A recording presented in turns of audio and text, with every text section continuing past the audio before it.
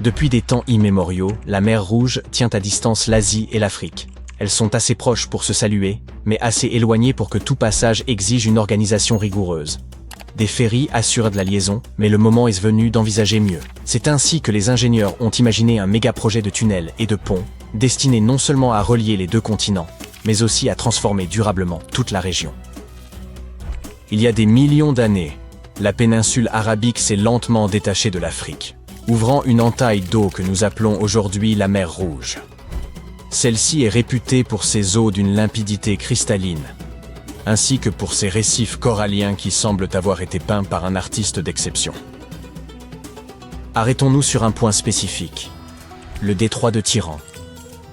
Tous les navires à destination des ports du Nord doivent se glisser dans ce passage étroit et très fréquenté.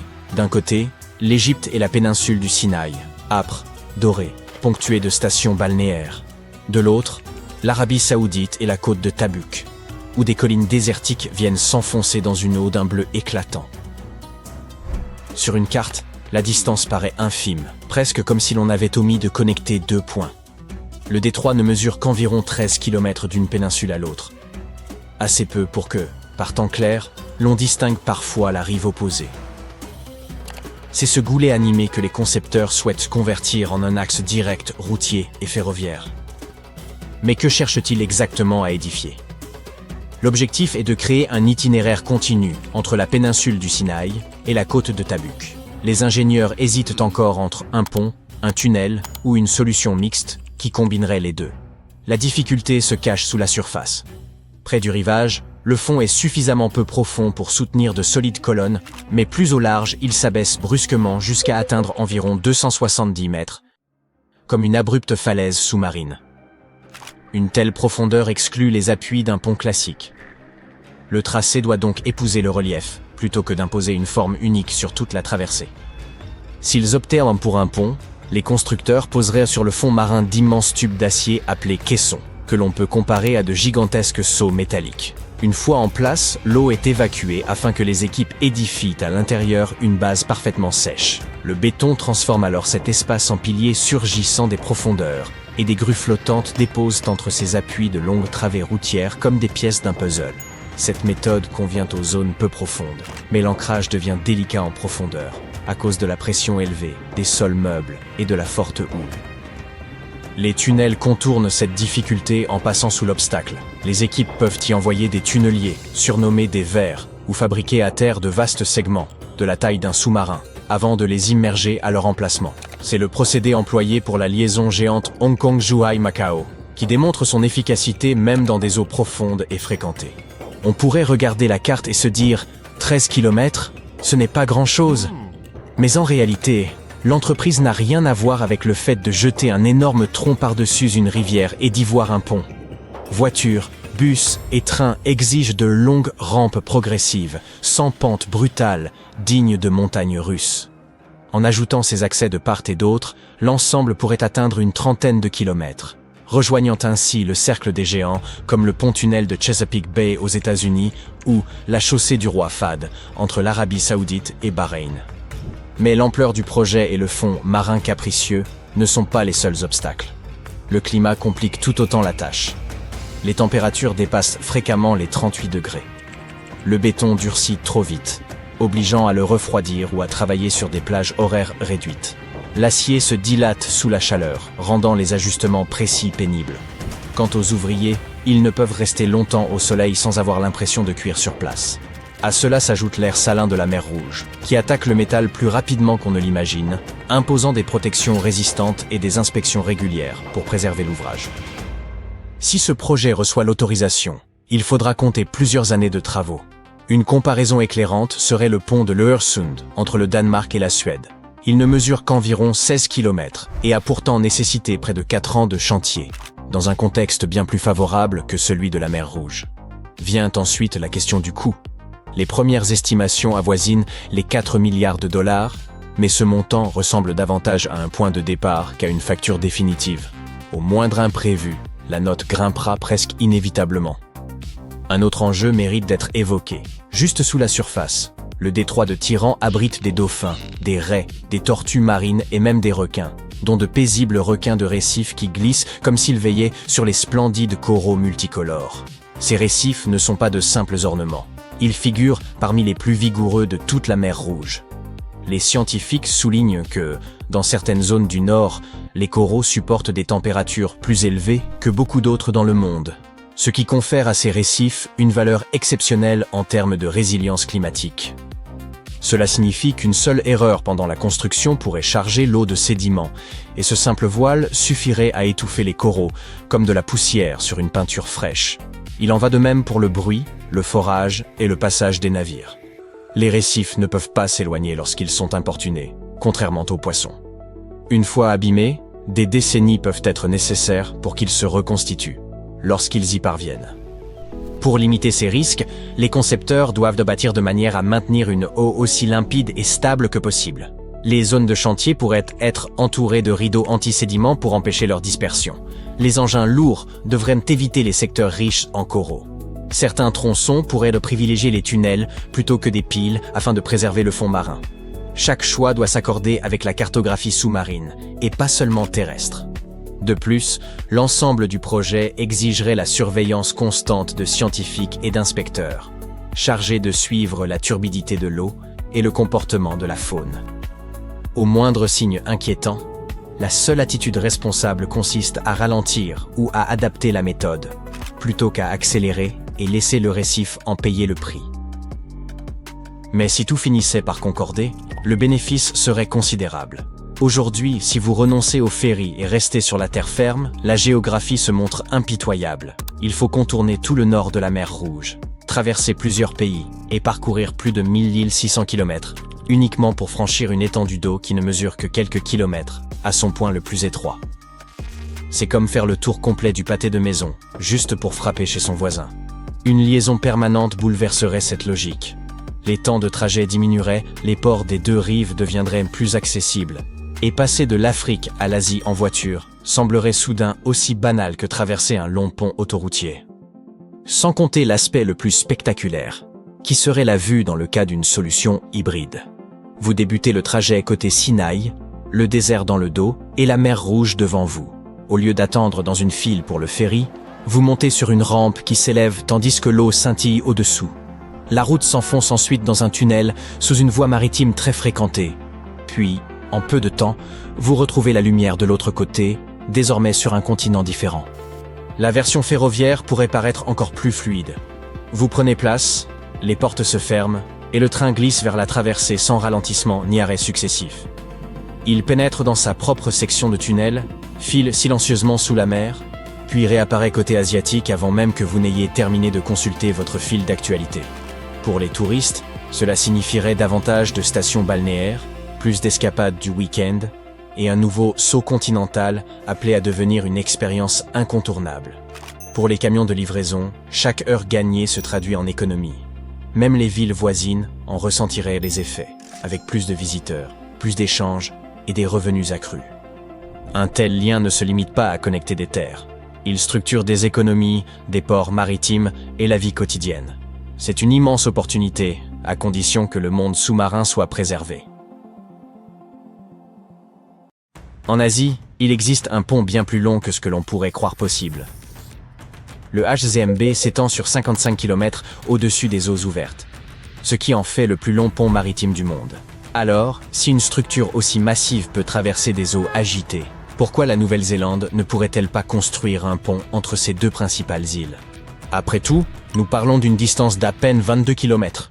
Et un pont comme celui-là pourrait sérieusement changer la vie des habitants et des touristes. Les gens pourraient simplement monter dans la voiture et conduire de Wellington à Picton. Plus de tracas liés au ferry, plus de trajets interminables.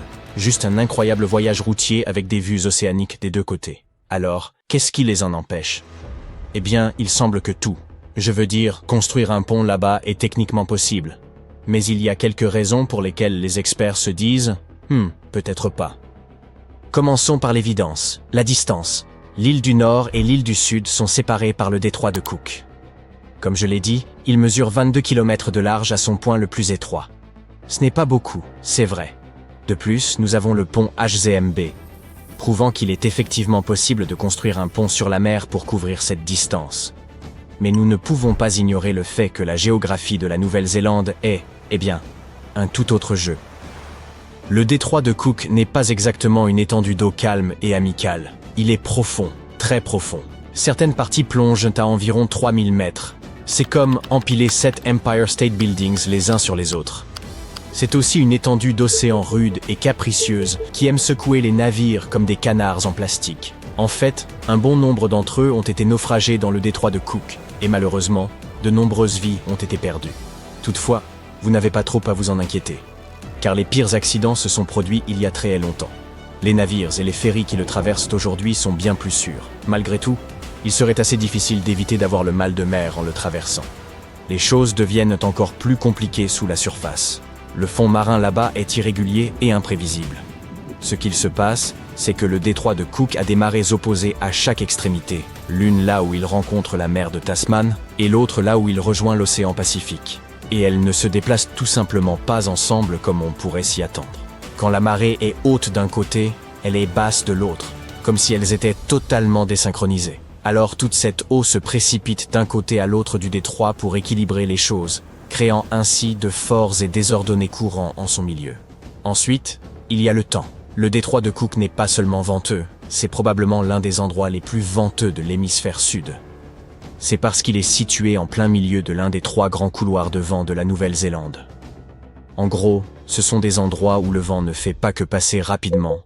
Il persiste, soufflant fort la majeure partie de l'année. Et tout cela se produit à cause de quelque chose appelé les 40e rugissants. C'est le nom donné à la bande de latitude située entre 40 et 50 degrés sud de l'équateur, où des vents d'ouest forts et persistants sont assez courants. Contrairement à l'hémisphère nord, qui possède beaucoup de terre à cette latitude, l'hémisphère sud est principalement constitué d'océans avec seulement quelques masses terrestres, comme l'île du sud de la Nouvelle-Zélande, la Tasmanie et la pointe sud de l'Amérique du Sud. Ainsi, ces vents deviennent déchaînés car rien ne les ralentit, et ils continuent simplement de prendre de la vitesse. Les rafales peuvent y atteindre jusqu'à 241 km/h. Alors, imaginez essayer de traverser un pont en voiture lorsque le vent pousse activement contre vous. Ce n'est pas seulement désagréable, c'est extrêmement dangereux. Les conducteurs peuvent facilement perdre le contrôle de leur voiture, le vent les poussant de côté. Et, bien sûr, cela peut entraîner d'innombrables accidents graves. Maintenant, parlons des tremblements de terre. La Nouvelle-Zélande se situe exactement à la frontière de 2 plaques tectoniques massives, la plaque indo-australienne et la plaque pacifique. Elle est en fait en plein milieu d'une zone de collision. Environ 14 000 tremblements de terre se produisent chaque année dans et autour du pays. Parmi ceux-ci, seuls environ 200 sont assez forts pour être ressentis. Cependant, construire un pont massif dans ces conditions nécessiterait une ingénierie de niveau génie véritablement exceptionnelle. En gardant tout cela à l'esprit, nous pouvons dire en toute sécurité que l'idée entière de pont est abandonnée. Mais, que diriez-vous d'un tunnel sous-marin? Oui, cela pourrait fonctionner. Cela pourrait en fait être une excellente solution. Pas de vent, pas de mauvais temps, et pas de tremblement de terre à gérer. Et il y a aussi beaucoup d'autres avantages. Tout d'abord, cela réduirait considérablement le temps de trajet, diminuant le voyage en ferry de 3 à 4 heures entre les îles du Nord et du Sud. Ce même trajet ne prendrait probablement que 40 minutes. Ensuite, les gens n'auraient plus à se soucier de toutes les annulations et retards de ferry dus au mauvais temps. Et surtout, c'est faisable. Je veux dire, regardez le tunnel sous la Manche. C'est un tunnel sous-marin qui relie le sud de l'Angleterre et le nord de la France. Le Japon a fait quelque chose de similaire avec le tunnel du Seikan, qui relie les îles de Honshu et Hokkaido. Ce sont tous deux d'énormes projets, servant à peu près le même but. Alors, pourquoi la Nouvelle-Zélande ne construit-elle pas déjà ce tunnel? Eh bien, pour la même raison que nous ne vivons pas tous dans des maisons perchées luxueuses avec des robots personnels, l'argent. Les estimations varient, mais certains experts pensent qu'un projet comme celui-ci pourrait coûter entre 10 et 20 milliards de dollars. Pour couvrir ce type de coût, ils devraient probablement imposer des péages pour les 100 prochaines années. Et croyez-moi, ces péages ne seraient pas bon marché. D'autres experts pensent que cela pourrait en réalité coûter plus cher. En effet, il faut prendre en compte toutes les infrastructures supplémentaires. Le point le plus étroit du détroit de Cook se situe entre l'île du Nord et l'île Arapaoa. C'est l'une des longues régions montagneuses des Marlborough Sounds qui est assez isolée. Ce n'est donc pas seulement le coût du pont ou du tunnel en lui-même. Il s'agit aussi des routes d'accès, des systèmes de sécurité, de l'entretien et des plans d'évacuation. On ne peut pas simplement construire un immense tunnel sous-marin sans prévoir les urgences occasionnelles. Et à quoi cela servirait-il réellement? Certes, il y a des personnes qui voyagent entre les îles, environ 1 million de passagers prennent le ferry chaque année. Mais ce n'est pas exactement le type de trafic qui justifie le projet d'infrastructure le plus coûteux de l'histoire du pays. Plus tôt, nous avons parlé de la façon dont l'Angleterre et le Japon ont des tunnels sous-marins similaires, mais voici quelque chose à considérer. Le Royaume-Uni a une population de 69 millions d'habitants. Le Japon en a encore plus, environ 123 millions de personnes. Et en Nouvelle-Zélande, ils n'ont que 5 millions de résidents pour financer ce projet. Alors pourrait-on avoir un tunnel sous le détroit de Cook? Bien sûr, il le pourrait. Devrait-on le faire? Probablement pas. Si vous ne voulez pas prendre l'avion, la seule autre façon de voyager entre les îles est en ferry. Ce n'est pas idéal, mais bon, ça fonctionne. La Nouvelle-Zélande dispose d'un total de 5 navires qui transportent des personnes et des véhicules à travers les îles. Pour les touristes qui ne sont pas pressés, c'est parfait. Vous pouvez traverser les îles tout en admirant certains des panoramas les plus époustouflants et en apercevant une faune incroyable. Vous commencerez votre voyage à Wellington, et dès ce moment-là, vous apercevrez la côte escarpée de l'île du Nord en vous dirigeant vers le large. Vous pourriez voir différents oiseaux marins, comme des mouettes et des sternes. Et en vous rapprochant de l'île du Sud, vous pourriez apercevoir quelques fous de Bassane. Si vous êtes chanceux, vous pourriez également apercevoir des colonies de phoques au large de la côte. Durant la dernière heure du voyage, le ferry ralentira, vous donnant amplement le temps de profiter des collines verdoyantes et des eaux calmes. Vous vous approcherez également de Queen Charlotte Sound, un endroit réputé pour sa faune. Alors gardez un œil sur les orques, les dauphins joueurs, et même les pingouins. Franchement, avoir un ferry au lieu d'un tunnel n'est peut-être pas si mal après tout.